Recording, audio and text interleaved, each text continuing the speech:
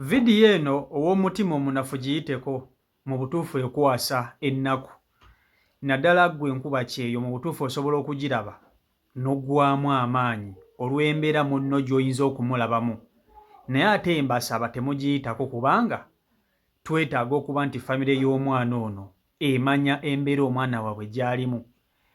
Kadamu Agolaba mu katambi oyo ali Saudi Arabia wenjogerera kati.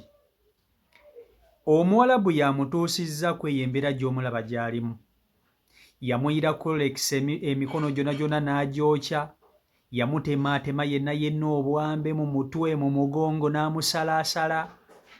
Amukoze buli kintu ky'omanyi ekikyamu okumutuusa mu mbeera gy'alimu bw'atyo. Yagenda kukyusa bulamu era nga famire yagireka Uganda. Amannya g'omuwala oyo Kadamu Agolaba mu katambi bamuyita Naabayunga Bbiira, ge mannya ge Naabayunga Bbiira. Agamba nti bazadde be gye bali, maama we gy'ali ali eyo Kalangala. Maama we bamuyita Nakayima Diana, ge mannya ga maama we. Bw'obanga Nakayima Diana omumanyi olina okumutuusaako obubaka nti muwala we Naabayunga Bbiira embeera gy'alimu mbi nnyo okukamala, essaawa yonna tuyinza okufuna amawulire amabi naye katwongere okumusabira.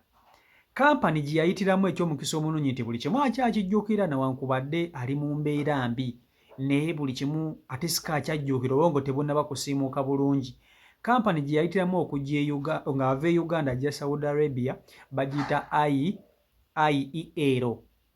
Kampani bagiyita IEL era nga abakyala bana babiri be baamuyambako okutambula, abaamutambuza okumutwala e Saudi Arabia okuliko Madamu Christine ne Madamu Edina.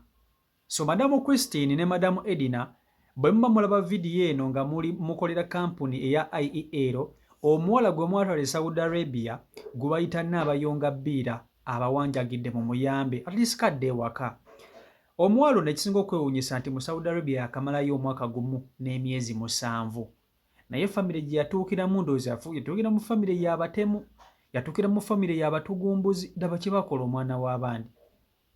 Mama yamukubanga amutemaatema engalo zino yazikwata n'azinnyika mu Rolex zonna n'azookya, n'akwata n'alyoka amutemaatema embale mu mugongo yonna yonna ajjudde.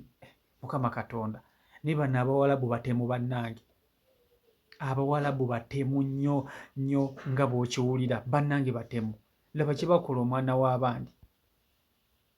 Kamukutuuseko mu bigambo by'omwewulireko vidiyo nkusaba ogimpereka like era gitambuze etuuke ku bantu be ne ku buli gwe kikwatako. Vidiyo yiiyo. Ongambye oviira wa? Njagala Luganda. Njogera Luganda. Iye. Mbeera Kampala. Kawempe. Abazadde bo? Abazadde bange. Nina maama wange. Abeera Kalangala. Amannya ge? Nakayima Diana. Nakayima Diana. Amannya go gwani? Naabayunga Bbiira. Naabayunga Bbiira. Wayitira mu kampuni ki? Kampuni yange ya Uganda bagiyita IEL. IEL. Madamu Christine. Madamu Edina. Be baakuleeta? Be bandeeta. Omaze ebbanga ki mu Saudi? Engeri gye ndwadde erimu nkerabidde. Mbulira naye kamazeemu omwaka gumu n'emyezi 7. Mashallah. Kati madamu yakukuba? Nga buli lunaku ankuba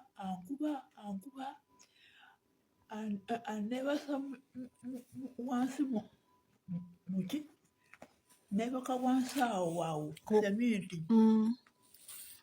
Buli lunaku nga nkuba buli lunaku antemaatema, olaba omutwe guno gwonna bagutemaatema. Kati buyambi ki bw'owandibadde weetaaga? Ya Allah. Batumwe tubakolera ya Rabbi. Mwana wa munno.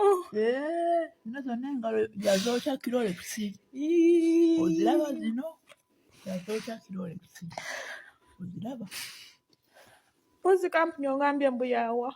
IEL, Madamu Edina and Madamu Christine.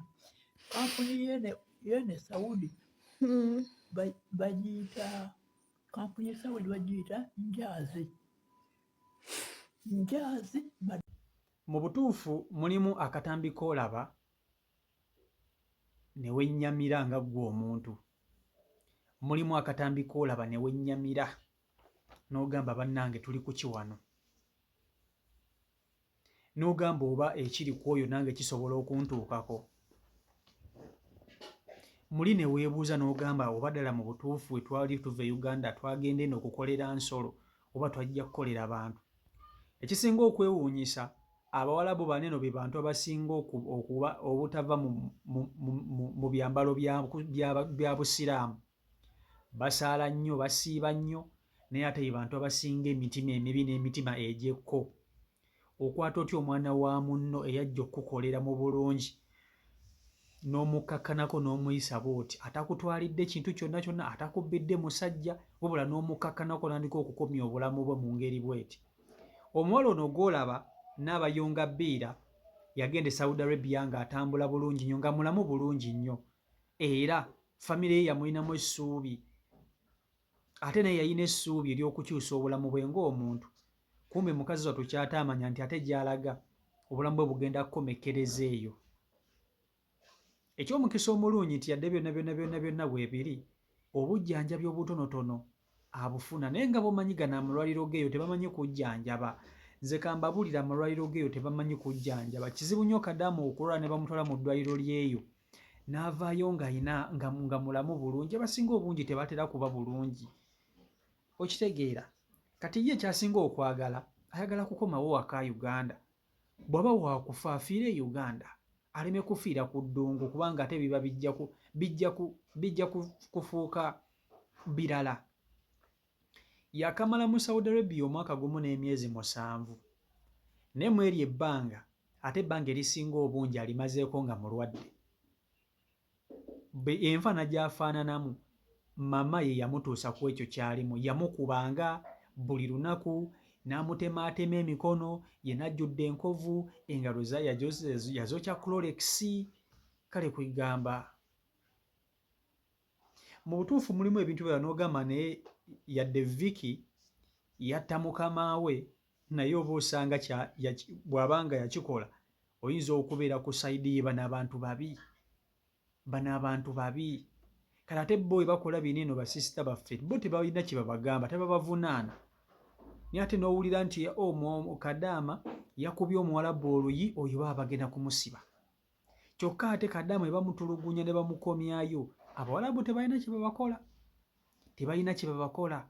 Babeera mu nsi zaabwe nga bayinaayina. Bw'amaliriza n'agenda ku woofiisi n'abagamba njagala mukozi mulala, olwo tayagala kukola, ne bw'olwala takujjanjaba bagamba weekoza. Kale kwegamba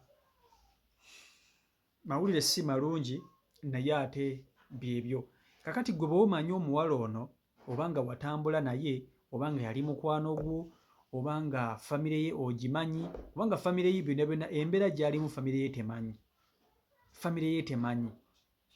Kati ky'olina okukola kubategeeza, obubaka buno obwongereyo ku buli gwe kikwatako, era tukubira buli omu omulanga basobole okuba nti ate atleast kubatekawo enteekateeka ezisobola okuyamba bankuba kyeyo nga bano. Singa eggwanga lyaffe lyalina obukulembeze obulungi, ebintu nga bino tebyandituuse ku Bakadaama bano, kubanga tulina minisita avunaanyizibwa ku bankuba kyeyo, tumulina. Naye omuntu ne bw'afuna obuzibu ate tayinza kuyambibwa. Lwaki? Ate ng'omuntu ayina gwe mulina okuwabira ensonga zammwe waali, ne lwaki tebayambibwa bankuba kyeyo? So n'olwekyo bw'obanga omuwala ono omumanyi, osobola okuba nti obubaka buno obutuusa eri famire ye. Bw'obanga watambula naye nga mwatambula mwenna mu kampuni ya IEL nga madamu Christine ne madamu Edina be babatambuza, mubategeeze nti omuwala gwe baatwala n'abayunga bbiira, embeera gy'alimu yataasulewo taasibo, yali ku mimwa. Bazadde be nkugambye maama we yenna Kayima Diana, maama we yekka yaleka yaaliwo. So embeera si nnungi, naye katwongere okumusabira, twongere okumuteeramu essaala, Omukama Katonda asobole okuba nti ate oba oli awo amusobozesa avvuunuke bino byonna by'ayitamu. CEO Michael Uganda YouTube channel kwoli mwebale nnyo kuba nti ate mugoberera mwebale kuba nti ate mwekumira ku mukutu subscribing nga tusobola kuba nti tutambulira ddala mubeere bulungi mweraba